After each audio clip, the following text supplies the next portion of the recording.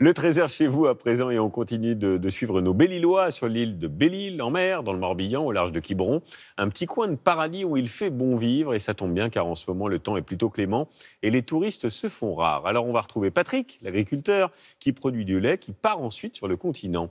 Belle-Île la Magnifique, c'est le trésor chez vous avec Jienne Benzina et Ziden Berkous.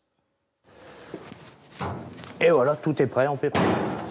À Belle-Île en mer, Frédéric Pouezé-Varin est le premier levé. Heureusement pour lui, c'est un lève-tôt plutôt guilleret. Bonjour les trésors, bienvenue chez nous. À 4 heures du matin, comme tous les jours, il sillonne Belle-Île du nord au sud avec un camion-citerne. On ne croisera pas grand monde cette nuit. Généralement, ça commence à se réveiller d'ici 1 heure. Les premiers, le boulanger, les marins qui prennent le bateau.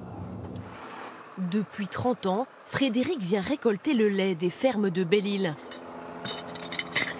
Un geste tellement ordinaire ici qu'il fait un peu comme chez lui. Chaque maison est équipée pour qu'il puisse se raccorder à la cuve de lait. Et seul le coq daigne se réveiller. C'est vous la bonne fée du matin, quoi? C'est moi. Encore 3 fermes à collecter, pas de temps à perdre. Il doit prendre le bateau de 6 heures pour livrer à un grand groupe laitier. 8 éleveurs envoient ainsi leur lait hors de l'île. Un système étonnant, mais indispensable. Il y a un système D pour vivre sur l'île. Il faut s'adapter à la contrainte insulaire. Si ça n'avait pas été mis en place, oui, beaucoup de fermes n'auraient pas pu tenir. Le bateau, c'est en quelque sorte le cordon ombilical de Belle-Île. Tous les matins, le camion de Frédéric embarque en même temps que ceux qui vont travailler ou ceux qui ont un rendez-vous sur le continent. C'est notre métro, si vous voulez. Ouais, L'île vit au rythme de leur traversée. 50 minutes de trajet. L'hiver, il y a 5 allers-retours par jour.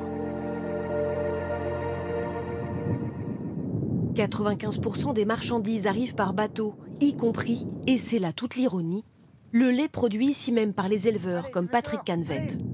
Allez, Pink! 40 ans qu'il est agriculteur à Belle-Île, comme ses parents avant lui. Qu'est-ce qu'il y a, salsa? Rien n'existe pour transformer le lait de ses vaches. Allez! Il n'y a pas d'abattoir non plus. Quand elle vous quitte, elle vous quitte par le bateau. Oui, elles prennent le bateau, ouais. C'est pas très bon pour leur matricule. Patrick Canvet élève une trentaine de vaches. Le groupe laitier lui achète son lait au même prix qu'un éleveur du continent. Pourtant, sur l'île, tout lui coûte plus cher. Avec son épouse, il espère la création d'une coopérative laitière d'ici 1 an ou 2 pour enfin transformer ici leur production. Le but premier de cette opération-là, c'est la rémunération des éleveurs. Là, nous, ce qu'on veut, c'est de vivre de notre métier. Donc, et puis... Dès que c'est marqué Belle-Île, de toute façon, ça marche. Malgré toutes ces contraintes, vous ne changeriez pas.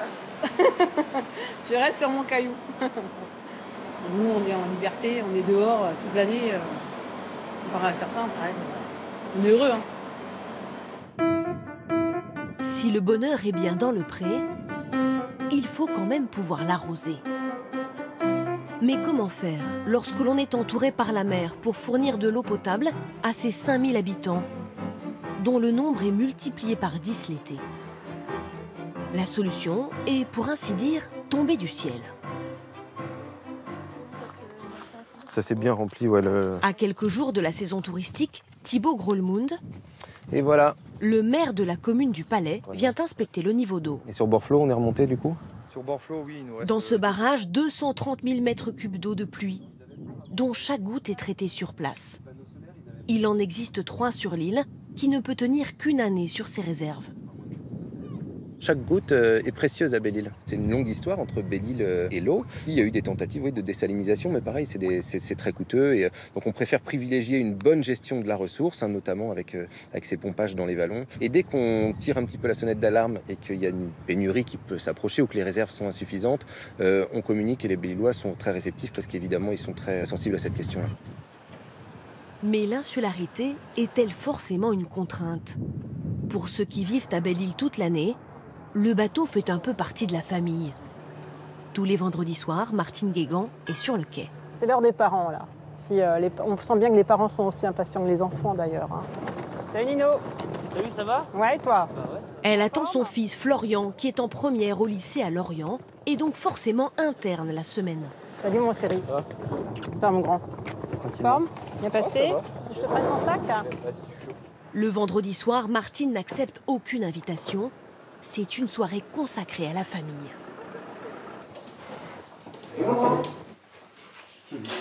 Une fois la corvée de linge effectuée, il y a une semaine sans se voir à rattraper.